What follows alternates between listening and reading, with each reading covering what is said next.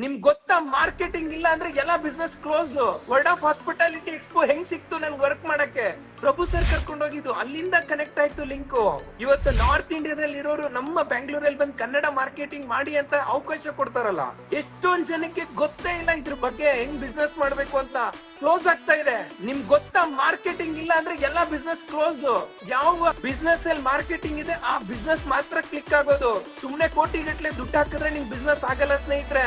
Marketing ಮಾಡಿ, content ನ share ಮಾಡಿ. ನೋಡಿ, ಅವ್ರು ಇಮ್ಯಾಜಿನ್ ಮಾಡಿದ್ರ ನಾನು 5,000 ಪೇ ಮಾಡ್ತೀನಿ ಅಂತ? ನೋ. ಎಷ್ಟೊಂದ್ ಜನ ನಮ್ ಇನ್ಸ್ಟಿಟ್ಯೂಟ್ ಬಗ್ಗೆ ನಮ್ ಬಗ್ಗೆ ಕಂಟೆಂಟ್ ಮಾಡ್ತಿದಾರೆ. ಮಾಡಿ, ಅವ್ರನ್ನ ರೆಕಗ್ನೈಸ್ ಮಾಡಿ ನಾನೇ ಪೇ ಮಾಡಿದೀನ್ರಿ. ನಿಮ್ಗೆ ಯಾರ್ರೀ ಮಾಡ್ತಾರೆ?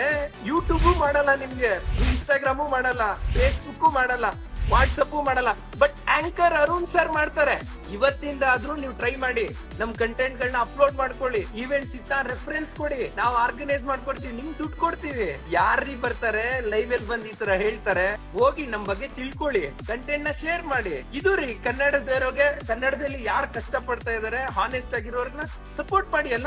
ಈಗ ನೆಕ್ಸ್ಟ್ ಎಷ್ಟೊಂದ್ ಜನಕ್ಕೆ ಮಾರ್ಕೆಟಿಂಗ್ ಇಲ್ಲ ಗೊತ್ತಾ? ಹೆಂಗ್ ಬಿಸ್ನೆಸ್ ಮ್ಯಾನ್ ಗಳಿದ್ದಾರೆ, ಎಲ್ಲಾರು ಕ್ಲೋಸ್ ಮಾಡ್ತಿದ್ದಾರೆ ಎಷ್ಟೊಂದ್ ಬಿಸ್ನೆಸ್. ಮಾರ್ಕೆಟಿಂಗ್ ಇಲ್ದಿರಾ ಎಲ್ಲ ಮನಿ ಓಕೆ, ನಾನು ಅಗ್ರಿ ಆಗ್ತೀನಿ. ಹಾನೆಸ್ಟ್ ಕಷ್ಟ ಪಡ್ತಾ ಇರೋರ್ಗೆ ಯಾಕೆ ಸಪೋರ್ಟ್ ಮಾಡ್ತಿಲ್ಲ ನೀವು? ಅದಕ್ಕೆ ಅಂತಾನೆ ನೆಕ್ಸ್ಟ್ ಪಾಡ್ಕಾಸ್ಟ್ ಸ್ಟಾರ್ಟ್ ಮಾಡ್ತಾ ಇದೀವಿ.